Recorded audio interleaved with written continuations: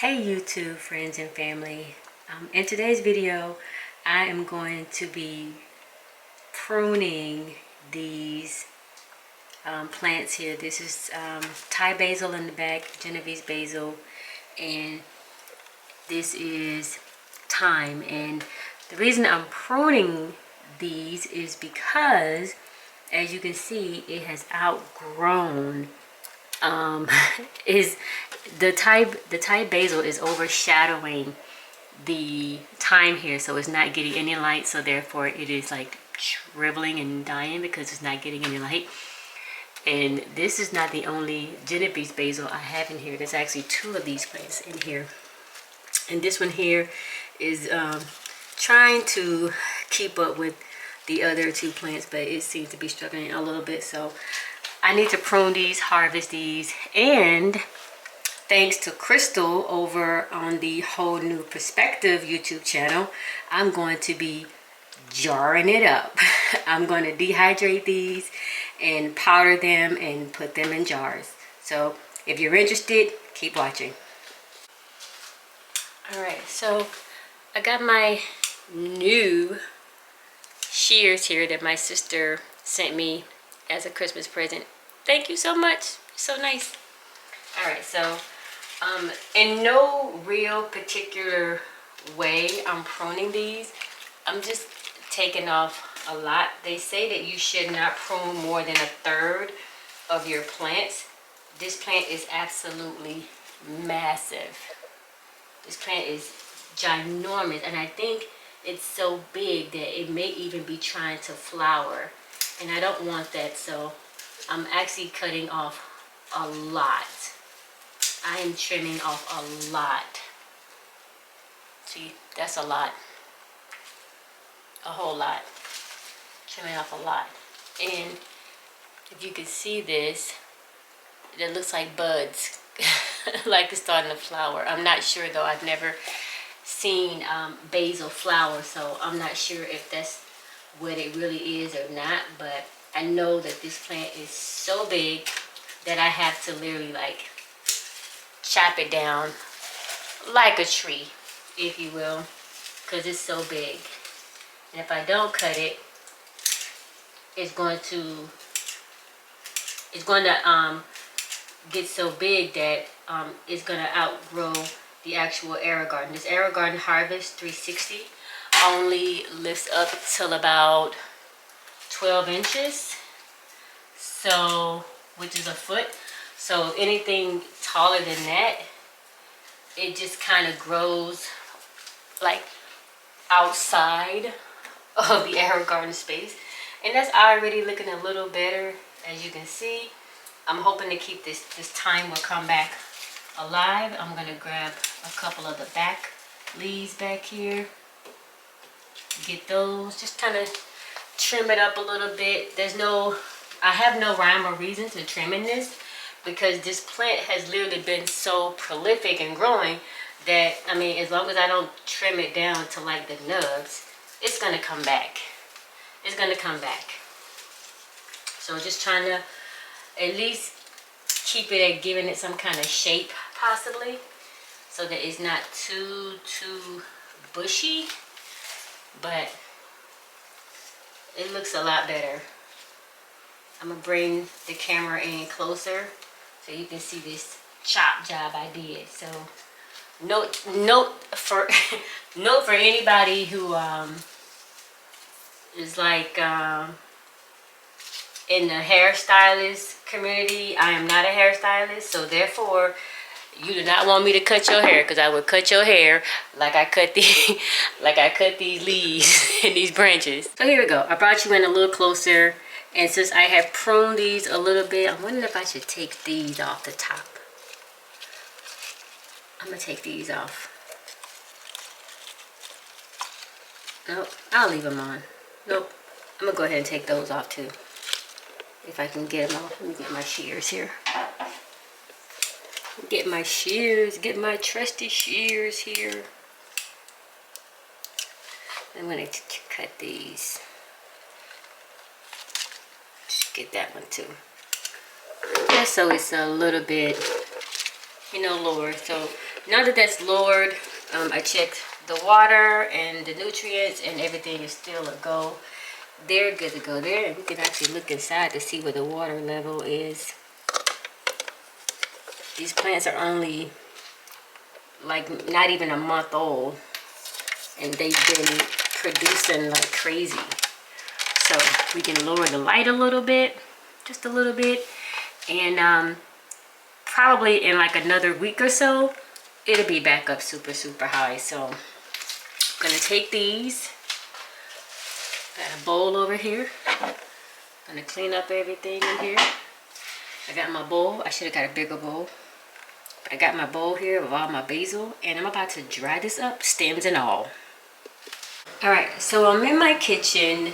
The dehydrator that I have is a Nesco. I have a Nesco. Sorry, it's giving the wrong name. I have a Nesco. It's one of the dehydrators that the heat comes from the top. I know some of the dehydrators, the heat comes from different size, like the Excalibur, I think it comes from the back. So this one comes from the top, which is fine with me for now. Eventually I will probably go to another type, but for now it's fine. So I'm just gonna take these, and if I'm doing this wrong, I'm pretty sure somebody in the comments will tell me. But I'm gonna take these leaves, and I thought about leaving the stems on, but the leaves are so big and I only have 2 trays. Like, look how big these leaves are. This is basil. This is basil. This is basil, fresh basil. Oh, it smells so good. Oh my goodness, it smells so good. What I'm going to use this for after I dry it up is basically to put in like soups or anything. I might put it in some rice, find some rice recipes to put this in. If anybody has any suggestions other than pasta on what to use this basil for, feel free to leave it in the comments and let me know. Be more than happy to try some new recipes. So I'm just putting these leaves on here.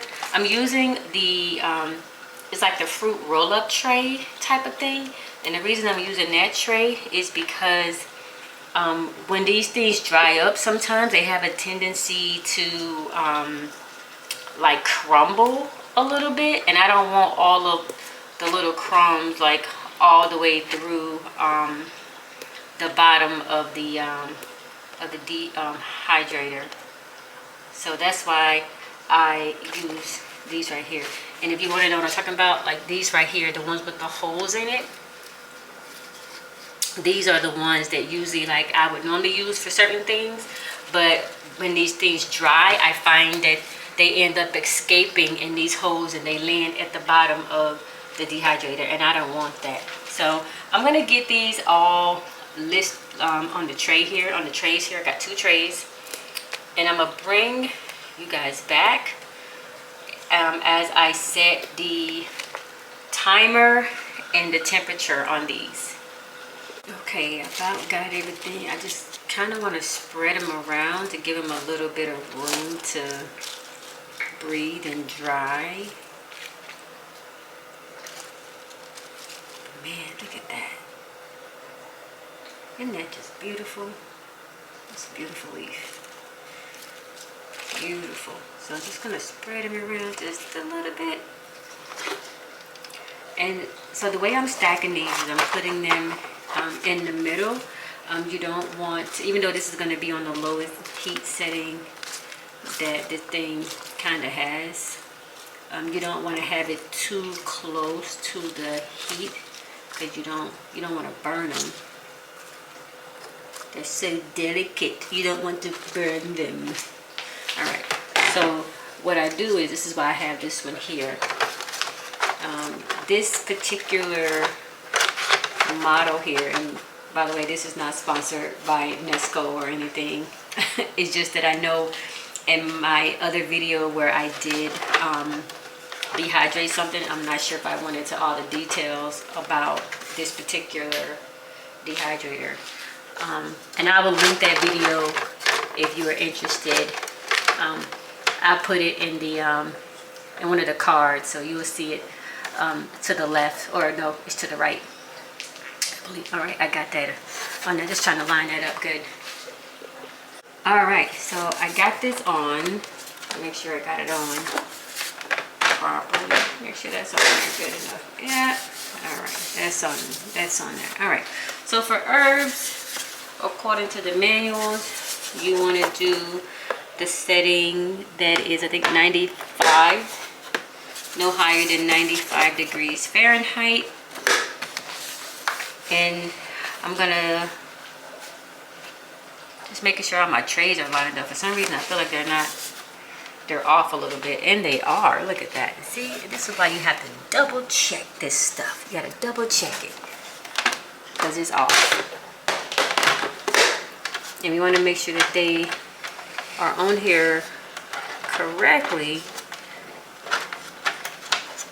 because you want to make sure everything dries correctly. You don't want to have anything go wrong with the machine itself by it not being stacked properly. So I think we're good. I'm just gonna do a little turn here, make sure I got everything good. Now I think we're good now. All right, now I can put the top back on. Now I'll put the top back on. All right, so no more than 95. So that's the temp. So that's 95. And then for the time,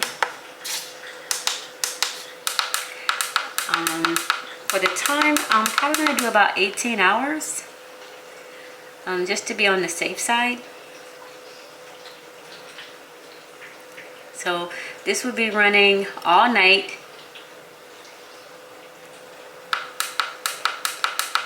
And into the morning. And then we start. One of the things I'm curious about is to see how my house is going to smell. This is my first time dehydrating basil, so I'm curious to see how my house is going to smell. I know when I did the peppers, man, my sinuses were clear for about 4 days because those guys bunny peppers are so spicy.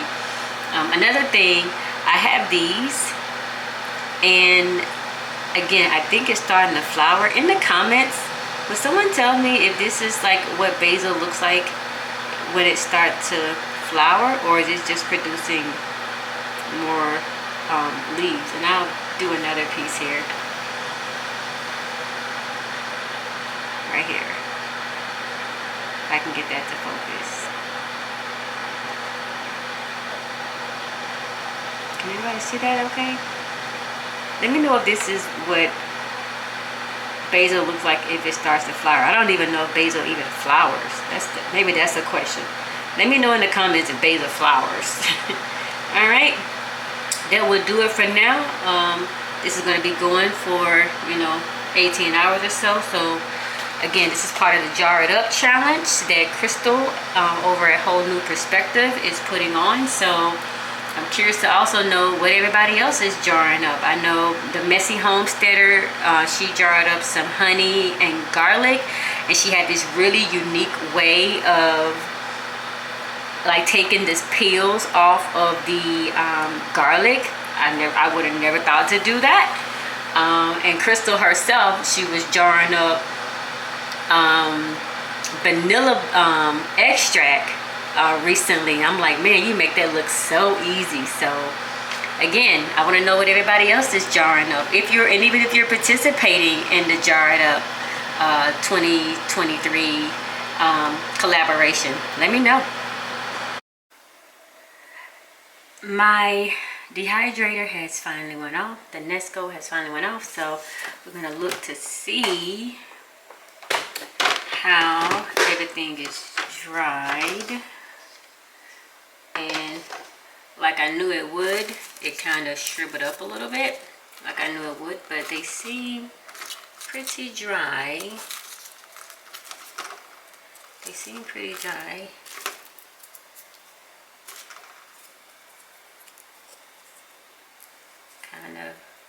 Kind of crispy. So the plan is to put these in my blender to blend them up and then kind of like make a powder out of them.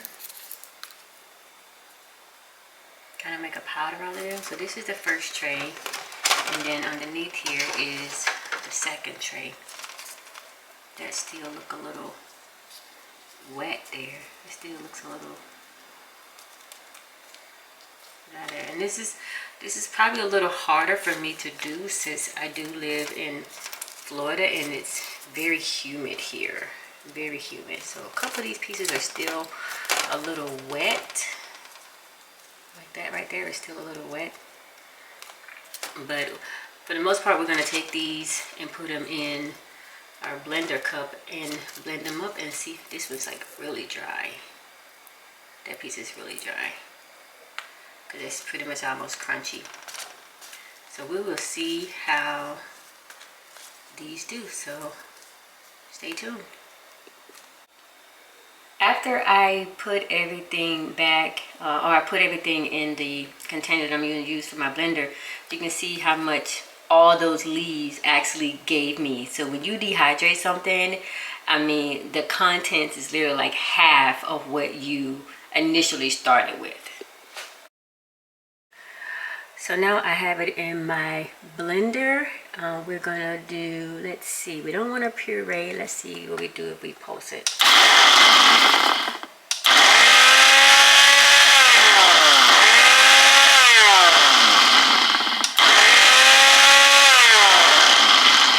I think that's about the best it's gonna do. Oh, look at that.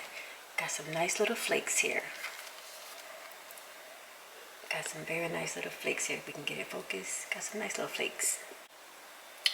So this is the jar that I'm going to be putting my basil flakes in. And again, this is part of the Jar It Up 2023 collaboration that Crystal from Whole New Perspective has invited us to. And I appreciate her so much for doing that. I encourage everyone to check out her content. She has been killing it with all of the things that she's jarring up, and I'm just becoming more inspired by what she is doing. And there we go. This is what I got. I think this is a good amount for the harvest that I got from my arrow garden. I'm gonna put a lid on it, and I'm gonna put this in my pantry for storage. And as always, I want you guys to stay encouraged in whatever it is you are deciding to do in life. Do not give up. Thanks for watching. Bye.